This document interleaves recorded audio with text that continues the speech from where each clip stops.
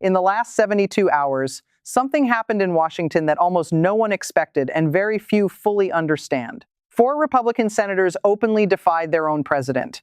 Not quietly, not accidentally, but deliberately, on record, and without backing down. At first glance, this looks like just another disagreement inside the Republican Party. But it is not. What we are witnessing may be the early stages of the most serious internal collapse of presidential authority in modern American history. Because what the cameras showed you was only the surface. Behind closed doors, a far more dangerous conversation is unfolding, one that could reshape American politics before spring. American presidents face opposition all the time, from Democrats, from the media, from the courts. But there is one line that, when crossed, changes everything. When members of your own party stop fearing you. That is exactly what happened this week. These senators did not vote against Donald Trump because they misunderstood him. They voted against him knowing exactly what the consequences could be. Primary challenges, public attacks, threats to their careers, and yet they voted no anyway. That alone tells us something critical. The fear is fading. The immediate trigger was a Senate vote to limit the president's unilateral tariff powers. Tariffs are not just economic tools. They are political weapons.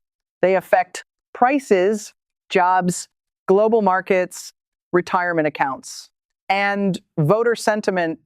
Trump has used tariffs aggressively, often without congressional approval. This time, the Senate pushed back, and 4 Republicans crossed the line. This wasn't symbolic. It was structural. It challenged the president's ability to act alone. And once that door opens, it never fully closes again. Let's be very clear. These were not random rebels. Each senator represents a different fracture point inside the Republican Party. Mitch McConnell, a man who thinks in decades, not news cycles. At this stage of his career, McConnell is focused on legacy, not loyalty. He has survived presidents before, and he knows when power is shifting. Susan Collins, from a state deeply vulnerable to trade instability. Tariffs don't hurt politicians first, they hurt voters. Her vote was not emotional. It was defensive. Lisa Murkowski, perhaps the most dangerous defector of all. She has already proven she can win elections without Trump's support. That makes her immune to threats. Rand Paul, an ideological outlier who openly calls tariffs hidden taxes. His opposition gives intellectual cover to others who feel the same way but are afraid to say it. Together, these 4 votes formed something far more powerful than opposition. They form permission. Politics is not powered by speeches. It is powered by money. And right now, Republican donors are nervous. Markets don't like uncertainty. Corporations don't like chaos. Investors don't like unpredictability. Tariff instability is triggering. Supply chain disruptions, stock volatility, pressure on pension funds, rising consumer prices. Behind closed doors, donors are asking a dangerous question. Is Trump still good for business? That question alone is explosive, because once donors stop believing in a president, the party follows. Slowly at first, then all at once. Publicly, only 4 Republicans rebelled. Privately, many more are watching carefully. They are not loyal, they are cautious.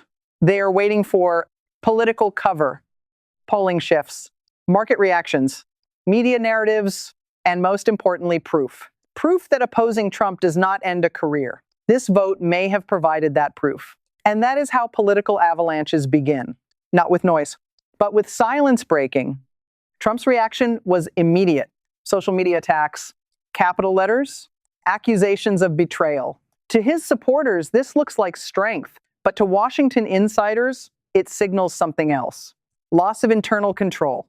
Presidents who feel secure do not lash out at their own party. They negotiate, they discipline quietly, they consolidate. Trump did none of that. Instead, he drew a clear line: Trump versus the Republican establishment. That is a risky move even for him. America is now watching the emergence of 2 Republican parties. The institutional GOP donors, Senate leadership, corporate interests, stability first politics, the Trump GOP, base-driven, media-fueled, loyalty-based, confrontational. These 2 forces cannot coexist forever.